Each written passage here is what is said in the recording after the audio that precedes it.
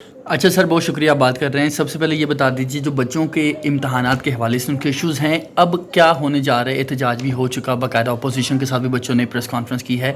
अब बच्चों के हवाले से सर क्या पैगाम देना चाहेंगे कि बच्चे अभी भी कुछ खदशात रखते हैं, क्या कहते हैं? बलूचिस्तान में इम्तिहान ऑलरेडी हो चुके हैं। सिंध में इस वक्त इम्तिहान जारी हैं। फेडरल बोर्ड और उनके भी शुरू हो गए हैं। आज़ाद कश्मीर में, केपी में, वहाँ पर भी हो गए। और 95% बच्चे जो हैं वो इम्तिहान दे रहे हैं। ठीक है, सो अब ये मरहला जो है हम गुज़र चुके हैं। बाकी ये रह गया कि कोई अगर नहीं देना चाहता, तैयारी नहीं है, तो सप्लीमेंट्री का एग्ज़ाम जो है वो बोर्ड्स अनाउंस करेंगे और उसमें आप इम्तिहान दे सकते हैं। अगर कोई एब्सेंट होता है तो उसका भी इम्तिहान हो सकता है। कोई अगर फ़ेल होता है किसी पर्चे में तो उसका फ़ेल जहाँ उसका इम्तिहान हो सकता है। बाकी ये है कि मेजॉरिटी बच्चे की जो इम्तिहान दे रहे हैं, इसका मतलब है कि वो चाहते हैं कि हम इस एग्ज़ाम में पार्टिसिपेट करें। और इसमें जो इलेक्टिव मज़ामीन हैं उनका इम्तिहान दे रहे हैं। हमने पहले भी बहुत सारी चीज़ें की हैं। 3 महीने एग्ज़ाम्स को पोस्टपोन किया, निसाब जो है उसको 40% कम किया। उसके बाद जो एग्ज़ाम की डेट है वो आगे बढ़ाई। इलेक्टिव सब्जेक्ट्स में इम्तिहान दिया, रिड्यूस कर दिए। तो ये स्पेशल केस था क्योंकि कोविड की वजह से। तो इसलिए मेरा ख्याल है कि किसी को जो भी तैयारी करके इम्तिहान दे रहे हैं वो ठीक, अगर किसी को प्रॉब्लम है तो वो सप्लीमेंट्री दे लें। सर बच्चों को ये खदशात हैं, जैसे कि कल हमने जो चेयरमैन हैं फेडरल बोर्ड के, उनके साथ बात की। फेडरल बोर्ड तो रिलीफ देने जा रहा है, यकीनन आप उसी के ज़िम्मेदार हैं। बाकी सर जो पंजाब केपी में इम्तहानात जारी हैं, क्या वहाँ भी कोई इस तरह की जो पॉलिसी है कि अगर कोई बच्चा पेपर नहीं दे पाता फिर भी वो सप्लीमेंट्री दे पाएगा और सप्लीमेंट्री का वर्ड साथ नहीं लगेगा? देखिए, मैंने तो अर्ज़ किया है कि जो जितने भी मेरी बात हुई है IBCC से, वो सारे बोर्ड्स को एक लिहाज से कोऑर्डिनेट करता है। तो उन्होंने मुझे ये बताया है कि जो बच्चा इम्तिहान नहीं देगा वो एब्सेंट तस्वर होगा और वो उसके बाद वो सारे का सारा जो जो इलेक्टिव सब्जेक्ट्स हैं उनका इम्तिहान सप्लीमेंट्री में दे सकता है। या आप तमाम बोर्ड्स की बात कर रहे हैं? जो मुझे ये कहा गया है कि सारे बोर्ड्स में पॉलिसी इस लिहाज से यकसा है। बाकी जहाँ पे प्रोविंशियल गवर्नमेंट्स को कोऑर्डिनेट करने की ज़रूरत है, अगर कहीं पे कोई प्रॉब्लम आता है, डिफ़िकल्टी आती, हम कोशिश करेंगे। लेकिन 18वीं तरमीम के बाद सूबे जो हैं वो माइक्रो मैनेज वही करते हैं। हम तो सिर्फ ये कर सकते हैं कि फेडरल बोर्ड का इंश्योर करें, और वो फेडरल बोर्ड ने प्रेस रिलीज़ भी कर दी है और वो बड़े क्लियर हैं इस बात की। सर यूनिवर्सिटी के जो एडमिशन्स हैं, जो अभी बच्चे 12वीं के यूनिवर्सिटीज़ में जाएंगे, उनको कुछ तहफ़्फ़ुज़ात हैं कि रिज़ल्ट वेटिंग के लिए क्या होगा, क्या कुछ यूनिवर्सिटीज़ इनकी क्लासेस शुरू हो रही हैं वो वेट करेंगे? MD कैट का भी थोड़ा सा बता दीजिएगा। देखिए, जो MD कैट का इम्तिहान है वो तो बगैर रिज़ल्ट के दिया जा सकता है और वो एग्ज़ाम बाद में दिया सकता है, MD कैट पहले हो सकता है। उसके बाद यही हाल मेरा ख्याल है इंजीनियरिंग का, कुछ एग्ज़ाम हो गए हैं, कुछ रहते हैं उनके। लेकिन यूनिवर्सिटीज़ जो है उनको हमने ये रिक्वेस्ट की है कि आप जो बच्चे आपके इम्तिहान में अच्छा परफॉर्म करते हैं, क्योंकि हर यूनिवर्सिटी ने अपना एक एंट्रेंस एग्ज़ाम रखा हुआ है, तो उसको आप प्रोविजनल एडमिशन दे दें और फिर उनके रिज़ल्ट का इंतज़ार करें। तो लेकिन मुझे तो लगता है कि बहुत थोड़े बच्चे रह गए हैं जिन्होंने इम्तिहान नहीं दिया। 95% बच्चे तो इम्तिहान दे रहे हैं। उसके बाद अगर किसी सब्जेक्ट में फ़ेल हो जाता है तो वो उसका सप्लीमेंट्री दे लें। सर बच्चों का ये इल्ज़ाम है कि सिलेबस जो है वो कंप्लीट नहीं हुआ। अपोजिशन भी इस हवाले से बात कर रही है कि सिलेबस कंप्लीट नहीं हुआ। अब जो इम्तहान हो रहे हैं जैसे फेडरल केपी और पंजाब में, वहाँ पे बच्चे ये कह रहे हैं कि पेपर टफ बनाया जा रहा है, आउट ऑफ सिलेबस बनाया जा रहा है, क्या कहते हैं? मैंने पता किया था उनका, वो कहते हैं कि आउट ऑफ सिलेबस नहीं है, और ये जो फेडरल बोर्ड से मैंने पता किया है। सो बाकी ये है कि हमने 40% तो सिलेबस रिड्यूस कर दिया। मेरे पास उनकी जो नोटिफिकेशंस मौजूद हैं जिनमें उन्होंने रिड्यूस कर दिया है। सो वो इसलिए रिड्यूस किया है ना कि पूरा कंप्लीट नहीं हुआ था। और मेरा ख्याल है कि ये चीज़ इसमें कोई हकीकत नहीं है। 9th-10th के हवाले से बता दीजिए कि उनका क्या होगा, उनके भी सवाल जो हैं। भी चीज़ अप्लाई करेगी वो सब पे करेगी। उनके इम्तहान यानी होने जा रहे हैं इस हवाले से? उनके बिल्कुल होने जा रहे हैं। सर लेकिन उनका ये मुतालबा है कि सिंध में तो मेरा ख्याल है 9-10 के पहले हो रहे हैं और 11-12 के बाद में। सर लेकिन जिस तरह आपने असम्बली में कहा कि जो 12वीं के बच्चे थे उनको आपने 11वीं की बिना पर प्रमोट किया, और पिछले साल जी, तो अभी जो 9th के बच्चे हैं उनको तो इससे पहले प्रमोट नहीं किया गया, क्या उनके इम्कानात हैं? अगर कोविड बढ़ता है तो क्या इस तरह की पॉलिसी दोबारा रिवाइज हो सकती है? मफरूज़ों पे बात नहीं कर सकते। कोविड बढ़ता है तो उसका फ़ैसला NCOC ने और हेल्थ मिनिस्ट्री ने करना है। हम तो एजुकेशनिस्ट हैं, जब तक हमें इजाज़त देंगे और जब तक हमारे पे कोई पाबंदी हेल्थ वाले नहीं लगाते, हम तो एग्ज़ाम लेते रहेंगे। आखिर में कोई पैगाम बच्चों को दे दें, बच्चे जो अभी भी सियासत कर रहे हैं पढ़ाई छोड़ के। देखें, मैं तो ये कहूँगा कि बच्चों को अपने एग्ज़ाम्स पे अपनी पढ़ाई पे तवज्जो देनी चाहिए, मेहनत करें। और अभी तो इम्तिहान तकरीबन शुरू भी हो चुके हैं, जिनके नहीं हुए वो तैयारी जारी रखें।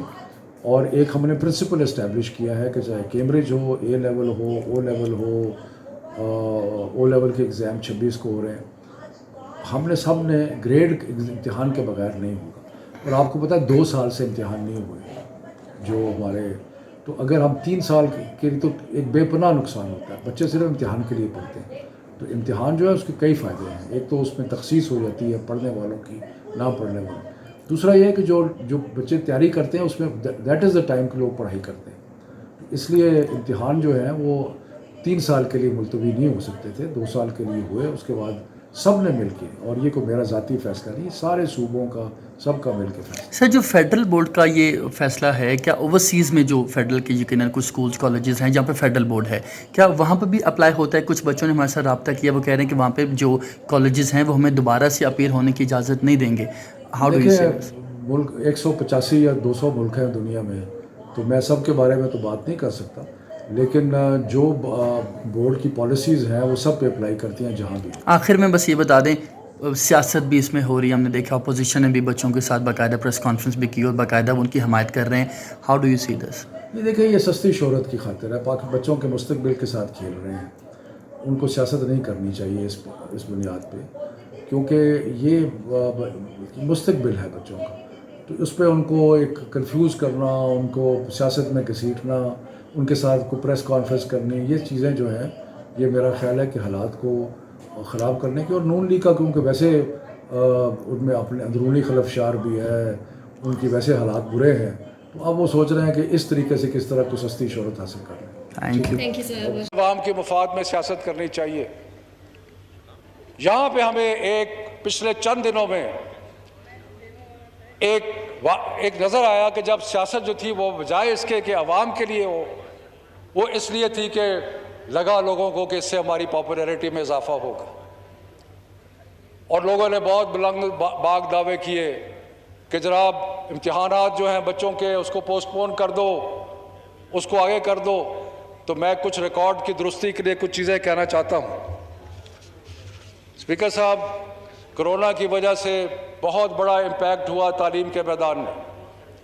जब बहुत बड़ा इम्पैक्ट तालीम के मैदान में हुआ तो पिछले साल हमें मजबूरी के तहत, और जब मैं हम का लफ्ज़ इस्तेमाल करता हूँ तो मेरा मकसद सिर्फ कोई अपने आप का जिक्र करना नहीं है। मैं खुदा न खास्ता अपने आप को हम नहीं कहता। सारे पाकिस्तान की इकाइयों ने मिल के, जिसके अंदर पाकिस्तान पीपल्स पार्टी की हुकूमत सिंध की वो भी शामिल थी, जिसमें PMLN की हुकूमत आज़ाद जम्मू और कश्मीर की वो भी शामिल थी, और जिसमें बाकी सूबे वो सारे शामिल थे। सारे वज़राए तालीम ने बैठकर फैसला किया कि अगले साल हमने इम्तिहान लेना है, इसलिए कि 2 साल हो चुके हैं पाकिस्तान में कोई इम्तिहान नहीं हुआ। जब ये फैसला हुआ तो उसके कई वजूहात और भी थे। हम समझते थे कि इम्तिहानात जो हैं वो किसी भी शख्स की जो, या किसी भी स्टूडेंट की बेस्ट उसकी जो सलाहियत है उसको जज करने का बेहतरीन तरीका है।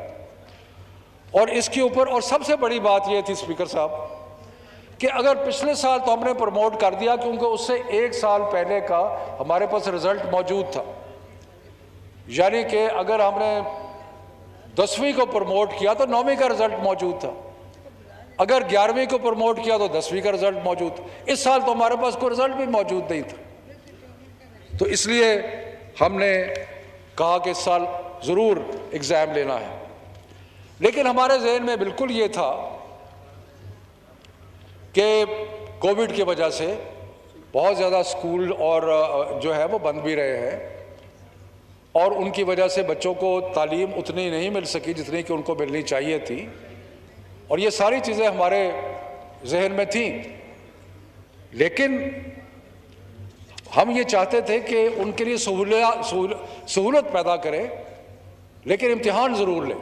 इसलिए inter provincial education ministers conference, यानी कि बैनुल सूबाई वज़राए तालीम की जो कॉन्फ्रेंस थी, उसने फ़ैसला किया कि जो निसाब है उसको 40 कि भाई अब हमें किस तरीके से कोविड की वजह से बच्चों को फैसिलिटेट करें। तो हमने कहा नंबर 1, हमने निसाब जो था उसको 40% कम कर दिया। उसके बाद नंबर 2, जो इम्तिहान की तारीख होती थी वो आपको स्पीकर साहब बखूबी इल्म होगा कि एंड मार्च अर्ली अप्रैल में इम्तिहानात मैट्रिक के, FA FSC के हो जाते थे। हमने वो तारीखें आगे करनी शुरू की। पहले हमने मई तक उसको पोस्टपोन किया, फिर 2 जून को हमने ऐलान किया, मैंने ऐलान किया कि अब हम इसको जुलाई में लेके जा रहे हैं। ये जो 3 महीने के लिए हमने पोस्टपोनमेंट की, ये इसलिए की कि हमारे ज़हन में था कि इनको बच्चों को मज़ीद तैयारी करने का टाइम मिल जाए। और 2 जून को मैंने प्रेस कॉन्फ्रेंस की और मैंने कहा कि हम आपको अब 6 हफ्ते और दे रहे हैं और इन 6 हफ्तों में आप तैयारी कर लें। फिर यहाँ रुके नहीं, हमने ये किया कि हमने मैट्रिक के जो 8 मज़ामीन थे उनमें से 4 जो थे उनका इम्तिहान ख़त्म कर दिया। हमने कहा कि सिर्फ 4 मज़ामीन है जिस पे आप इम्तिहान दें मैट्रिक के इलेक्टिव सब्जेक्ट्स। और इसी तरह FA FSC के जो 7 मज़ामीन थे, हमने कहा जी कि उसके अंदर आप 4 मज़ामीन के इम्तिहान नहीं देंगे, सिर्फ 3 मज़ामीन जो इलेक्टिव है उनके इम्तिहान देंगे। स्पीकर साहब, सिलेबस रिड्यूस कर दिया। जिन पर्चों में इम्तिहान होने थे वो रिड्यूस कर दिए। टाइम तकरीबन 3 महीने और दे दिया, और बड़ी मुश्किल थी टाइम को मज़ीद एक्सटेंड करने की। वजह क्या थी? वजह ये थी कि जो इम्तिहानात और कॉलेजेस और यूनिवर्सिटी का एक साइकिल है, आपको बखूबी इस चीज़ का इल्म है कि जब रिज़ल्ट आता है FA FSC का तो उसके बाद यूनिवर्सिटीज़ में एडमिशन शुरू हो जाती है, मेडिकल कॉलेजेस में एडमिशन होती है, इंजीनियरिंग कॉलेजेस में एडमिशन होती है। जितना एग्ज़ाम लेट होता जाता है उतनी एडमिशन जो होनी है वो मुश्किल हो जाती है। तो इसलिए ये सारी चीज़ों को मद्देनज़र रखते हुए हमने जुलाई तक एग्ज़ाम को 3 महीने पोस्टपोन किया, सब्जेक्ट्स रिड्यूस किए, सिलेबस रिड्यूस किया। अब उसके बाद बेशुमार बच्चे जो थे उन्होंने कहा कि जी इससे ज़्यादा जो आपने कर दिया इससे ज़्यादा नहीं होता, सवाए चंद एक के जिनकी ख्वाहिश नहीं होती पढ़ने की। और मैं आपको एक चीज़ बताऊं कि इम्तिहान जो है हमारा मैं तो अपने बचपन की तरफ देखता हूँ, पढ़ाई हम उस वक्त करते थे जब इम्तिहान आता था।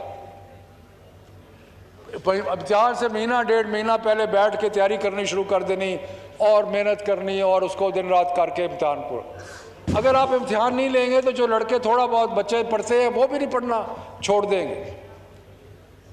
तो इसलिए ये जो इम्तिहान था इसके बहुत सारे मकासद थे जो हमारे जहन में थे, और उसमें एक मकसद ये था कि कुछ, क्योंकि तालीम का बहुत नुकसान हुआ था।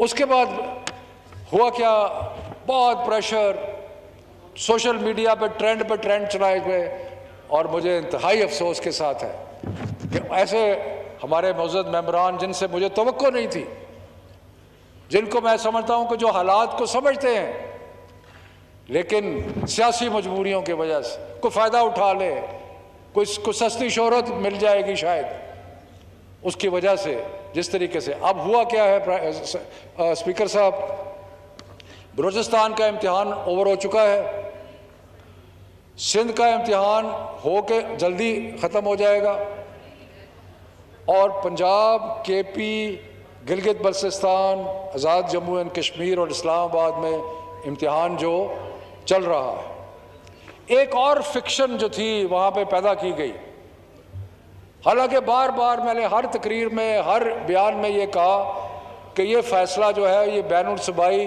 वज़रा की जो कॉन्फ्रेंस है उसका है। उसकी वजह है स्पीकर साहब 30 बोर्ड है मुल्क में, उन 30 बोर्ड्स के अंदर वफाकी हुकूमत के अंदर एक बोर्ड है, बाकी सारे बोर्ड जो है वो सूबाई हुकूमतों के हैं। तो अगर हम मिलजुल के मुतफ़िका फैसले ना करें तो मेरे पास 18वीं तरमीम के बाद कोई इख्तियार नहीं है कि मैं कोई बादशाही हुक्म दूंगा बंद कर दो इम्तिहानों को, खोल दो इम्तिहानों को, मैं नहीं कर सकता। अब राजा साहब बैठे हैं यहाँ पे, जो सिंध की हुकूमत है वो सारे सिंध के बोर्ड सिंध की हुकूमत के बताया था, मैं कैसे उस हुक्म दे सकता हूँ उनको। इसलिए हमने जितने भी फैसले किए वो मुतफ़िका तौर पे किए, मिलजुल के किए, लेकिन और सियासत से बाला तर होकर किए। इसलिए मुझे अफसोस है। और फिर कहा कि जी इम्तिहान का और टाइम दे दें, खुदा का खौफ करें, 3 महीने पहले दिए, सिलेबस रिड्यूस किया और उसके बाद सब्जेक्ट एग्ज़ाम के रिड्यूस किए कि नहीं जी 6 हफ्ते और दे दें, सिर्फ इसलिए कि शायद वो बच्चों से कोई तालियां बजवाने के लिए। ये सियासत जो है इसको मैं बड़े स्ट्रांगली पुरजोर तरीके से कंडेम करता हूँ। और एक और चीज़,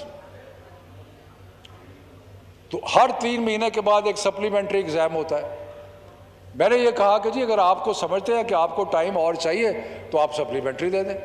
वो एक बुकरात है जो नहीं है मौजूद, उन्होंने कहा जी आपको पता ही नहीं है कि अगर वो इम्तिहान में फेल नहीं होता तो वो सप्लीमेंट, फॉर गॉड सेक, अगर आप इम्तिहान नहीं देते आपका एब्सेंट तस्वर होगा, आप सप्लीमेंट्री इम्तिहान दे सकते हैं।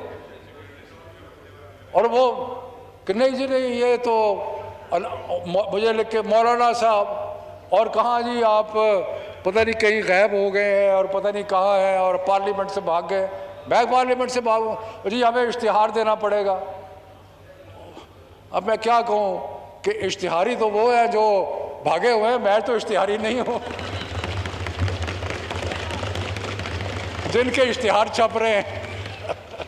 स्पीकर साहब, अल्लाह के फजल करम से 95% बच्चे जो है वो इम्तिहान दे रहे हैं, 95%, और ये रूटीन के मुताबिक है। इसलिए ये एग्ज़ाम का सिलसिला चलता रहेगा। मैं सबसे अपने मौजूद मेंबरान से और जो कि खुदारा इस इशू पे सियासत ना करें, खुदारा ये सस्ती शोहरत को छोड़ दें और ये जो एक निज़ाम बड़ी मुश्किल से कोविड में हम चलाने की कोशिश कर रहे हैं इसको चलने दें। अदरवाइज़ बच्चों को बहुत नुकसान होगा, उनकी तालीम के साथ ना खेलें और जो मर्जी सियासत करनी है करें, उनकी तालीम के साथ ना खेलें। बहुत मेहरबानी, शुक्रिया। राजा परवेज़ अशरफ साहब।